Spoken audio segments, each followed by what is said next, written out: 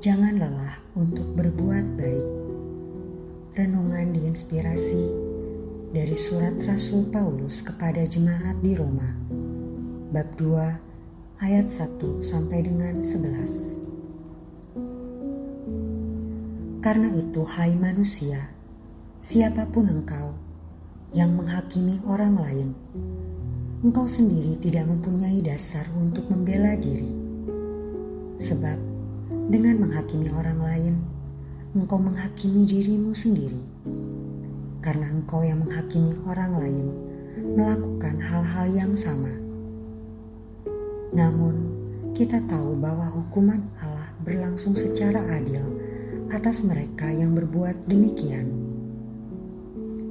Hai manusia, engkau yang menghakimi mereka yang berbuat demikian, sedangkan engkau sendiri melakukannya juga. Apakah engkau sangka bahwa engkau akan luput dari hukuman Allah? Apakah engkau menganggap sepi kekayaan kemurahannya, kesabarannya, dan kelapangan hatinya?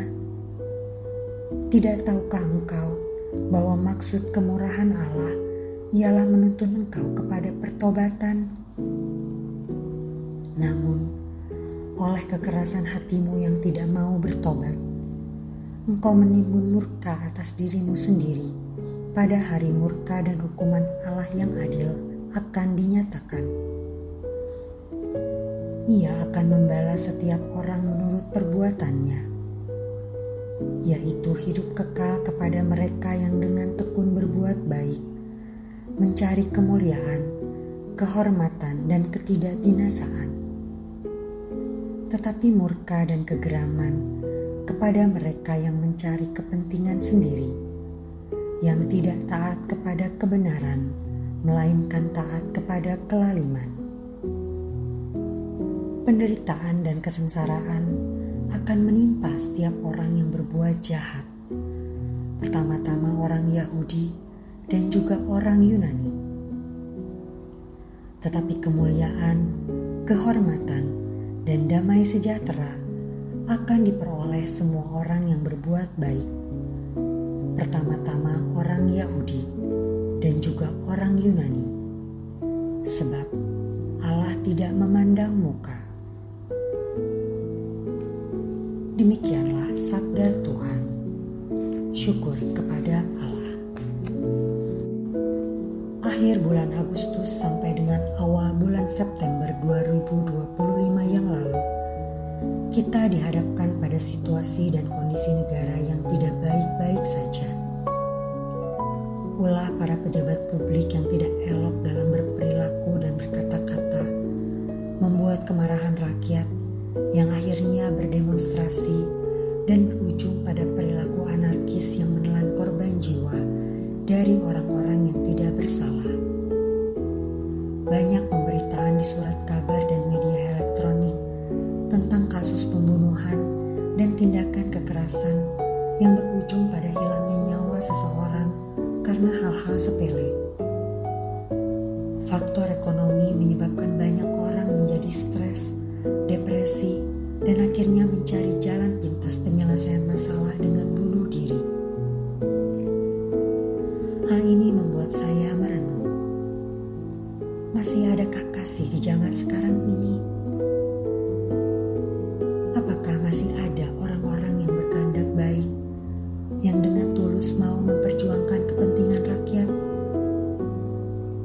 Masih adakah orang jujur yang berintegritas tinggi dan mengutamakan kepentingan orang banyak di atas kepentingan pribadi dan golongan?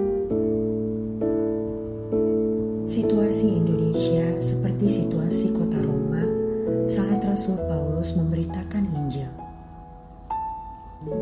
Kota Roma mengalami kemerosotan moral, kejahatan merajalela, korupsi di mana-mana. Rasul Paulus mengingatkan bahwa Allah akan membalas setiap orang menurut perbuatannya. Penderitaan dan kesengsaraan akan dialami oleh setiap orang yang berbuat jahat. Kemuliaan, kehormatan, dan damai sejahtera diperoleh orang-orang yang berbuat baik. itulah Paulus mengajak orang berbuat baik dan beriman kepada Kristus Sang Juru Selamat. Allah sudah lebih dahulu mencintai kita, maka selayaknya kita hidup sesuai dengan kasih-Nya. Rasul Paulus juga menegur kita untuk tidak menghakimi sesama, karena kita manusia melakukan kejahatan yang sama. Bagaimana kita bisa menghakimi orang lain, sementara kita juga berbuat demikian? Marilah kita merefleksikan hidup kita. Sudahkah kita hidup baik atas dasar kasih sesuai dengan kehendak Allah? Sebagai murid Kristus, beranikah kita melawan ketidakadilan? Kita harus menjadi pribadi yang berbeda seperti Kristus. Jangan pernah lelah berbuat baik, meski lingkungan sekitar tidak mendukung. Karena Allah telah menganugerahkan kemuliaan, kehormatan, dan damai sejahtera. Marilah kita berdoa. Tuhan Yesus, dalam situasi hidup saat ini yang penuh ketidakpastian, semoga aku semakin mengimani Kristus dalam hidup sebagai satu-satunya kebenaran. Utuslah Roh Kudus-Mu agar aku berani untuk berbuat baik, karena Engkau sudah lebih dahulu mencintai aku dan menganugerahkan kasih karunia, yaitu jalan keselamatan di dalam Kristus.